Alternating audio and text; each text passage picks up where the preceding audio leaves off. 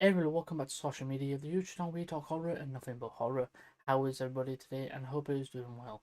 And today, guys, I will be reviewing Cabin in the Woods, directed by Drew Goddard, which was released in the USA on April 13th, 2012, and in the US on April 13th, 2012 as well.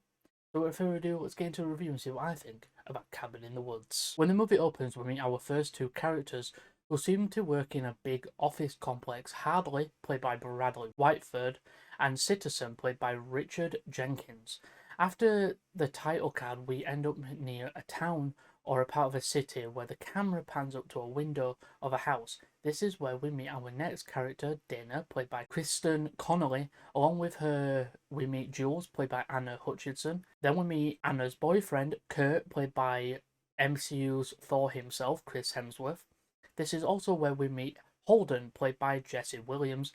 Next character we meet is the resident pot smoker, Marty, played by Fran Kranz, who is my favourite character in this entire movie. This group of friends are going on a trip to an isolated cabin. Also want to mention the bong that Marty has can conceal itself as a coffee mug, or whatever you call it. A giant bong in your father's van? What are you, stoned? They stop to refill the van with fuel. They meet the owner, who isn't very talkative. Marty proves why he is the best character in the whole movie, in my opinion. Well, good luck with your business, sir. I know the railroad's coming through here any day now. That's gonna be big. Streets paved with that. The group arrive at the cabin they will be calling home for a while, as they look around some interesting decorations. Holden looks at a very disturbing painting on the wall of the bedroom he has selected. But when he takes the painting down, there is a window into Dana's room, where she is standing in front of, but she can't see him, where we can realise it's a two-way mirror, not a window. Dana begins to undress, but he knocks on the wall to let her know as all the group gather up to check it out. This is where we can get more info on what Hadley's and Citizen's jobs are, since they are spying on the friend group. The friend group decide to go for a swim in the lake, well, except for Marty. Really, Marty is just me in these situations. Then we go back to Citizens and Hadley's placing bets for something while the friend's pictures are on the monitors. The friend group back at the cabin begin a party, playing music and more. As they are playing a little game, a floor hatch opens as the group go down into it. Is filled with a lot of creepy stuff. Also, again, Marty in this situation seems like the only reasonable one. Dana begins to read from a book when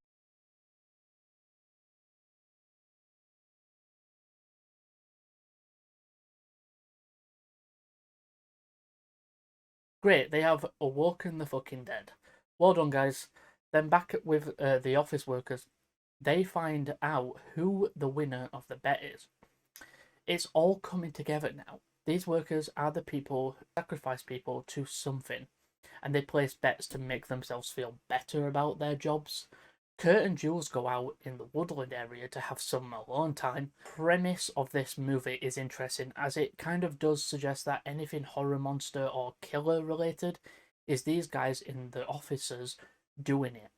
As Kurt and Jules are getting down to business, they are attacked by one of the monsters sent after them.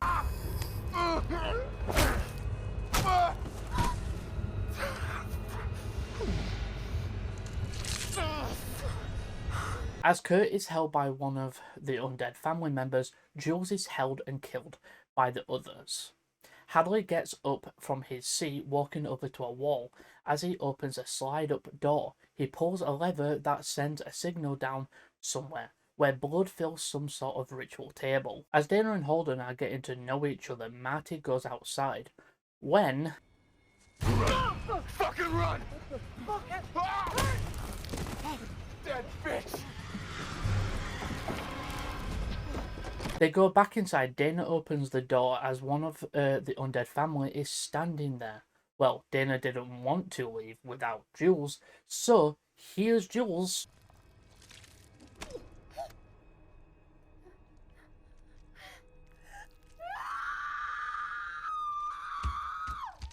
The group managed to get the door closed as Dana mentions the family from the basement earlier. They decide to make the cabin more secure, making sure all doors and windows are barricaded. As Marty rushes to close a window in one of the rooms, he accidentally breaks a lamp, where he finds a hidden camera. This is when Marty is attacked through the window by one of the undead family. Marty is then pulled away by one of the monsters, as he is, for some reason, killed off screen, which, if you have seen the movie before, we know he's not dead. But it doesn't really stop Hadley from pulling another lever, where blood yet again spills more of this carved picture in a wall. Dana is attacked by one of the monsters, as the rest of the group with Dana then escape the cabin. Making their way back to the van, we then end up with a bunch of schoolgirls in Japan banishing a demon away as Citizen isn't happy. Fuck you! Fuck you! Fuck you! Fuck you! Fuck you! Fuck you! We then see glimpses of other things like this happening around the world, and it seems like other countries have failed in their efforts. The group in the van are making their way out of there, and Hadley and Citizen are not happy that the system for blocking the tunnel didn't work. Citizen on the job manages to fix it as the tunnel blows when the group are already inside, but they manage to stop before being crushed as Kurt starts driving backwards as the tunnel continues to collapse in front of them. Luckily, they do make it out. The group stand on the ledge of the road, and this is where Kurt decides to jump the big gap on his motorcycle.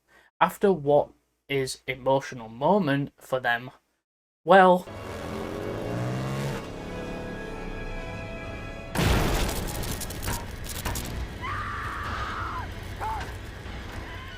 they seem to be surrounded by some sort of force field as Dana and Holden are in a van driving. Holden is then stabbed through the neck, killing him by one of the undead family.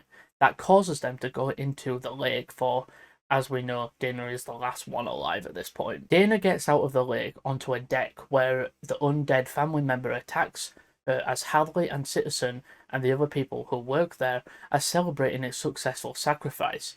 But a phone rings. As the two look at each other, Hadley picks up the phone. That's impossible. Everything was done within the guidelines. The Virgin is the only one. No, I am not doubting you. And this is where it is revealed that Marty is still alive, as he saves Dana from being killed. Dana and Marty end up in an underground basement as Marty goes up to an electric panel. Dana and Marty take the elevator that goes down, as the walls are windows. As they look through them, they see the elevator they are in is a chamber for the different monsters that they have locked up, which, to be honest, some are badass looking, ones too. This is where Dana realizes that the stuff in the cellar they were looking at is how they choose to die, because Dana, reading from the book about the undead family, it's what came after them. Then we get a glimpse at more of the monsters they have in their collection as the camera pans out. Hadley and Citizen are trying to sort the situation out, so things do get ruined. The elevator stops and the door opens as they are met with a guy with a gun, but the undead arm on the floor grabs him, distracting him, giving Marty and Dana the right moment to take him down. Marty picks up the knife from the undead hand and the gun from the man. Marty and Dana leave the elevator, making their way through the corridors, as it seems the officers we have been seeing have been under the cabin in a secret underground bunker. Then a familiar voice is heard as it is talking to Marty and Dana, how these two have ruined the flow of their plans. As the voice talks on some monitors, we can see groups of armed men with guns making their way to Marty and Dana. The voice mentions that Marty, Dana, and the others were sacrificed to the Ancient Ones, who seem to live under the earth. Marty and Dana hear the forces coming, and the two run as they hide in a room, but are getting shot at by the armed forces. That's when Dana sees a red button that she pushes, which releases the monsters from their containments. The men with guns are all killed as the creatures infest the base, killing anyone in sight. Moments later, monsters have gotten inside the room with Hadley and Citizen. As the others, Hadley is then killed by a mer creature. Citizen opens a hatch. As he runs down the hallway, he runs into a knife that Dana is holding. Dana and Marty end up inside a chamber where we see more of the carvings in the walls. Each one is a representation of the friend group. That's when we meet the woman behind the voice from earlier, the director, played by Sigourney Weaver herself. The ritual from around the world have all failed, leaving Marty and Dana last. This has been happening for many years. The gods who ruled the earth before humans, they have a deal. If they take sacrifices, they remain below, not destroying the world and humanity with it. Agonizing death of every human soul on the planet, including you. You can die with them. Or you can... Dana behind Marty points her gun at him, but Dana is attacked from behind by a werewolf. As she drops the gun, Marty goes for it as the director tries to stop him, but Marty saves Dana, shooting the werewolf. As it runs away, the director attacks Marty as they get into a struggle, but from behind, the last of the undead family kills the director as Marty kicks the director and the undead girl into the pit. Marty lays down next to Dana as they decide to let the earth die and give the next people a chance, as they have one last smoke.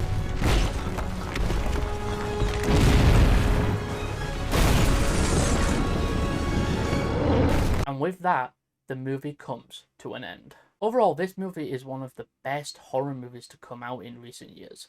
It has the horror, it has the comedy, but also mixes in its own twist to where horror stories come from. The acting in the movie is done well. Each character gives their own line of who they are. They live up to what the stereotype of the character is. The director needed the sacrifice, but I said, Marty is my favourite character in this movie. I would love to see Chris Hemsworth in more horror movies, as he does really well in this one. Cabin in the Woods is a love letter to the horror genre, while getting its own twist to it. So overall, I'll be giving this movie a 9. Whatever you do, don't fall asleep. Have you checked the children? I am the devil, and I am here to do the devil's work. We all go a little mad sometimes. Hi, I'm Chucky. Wanna play?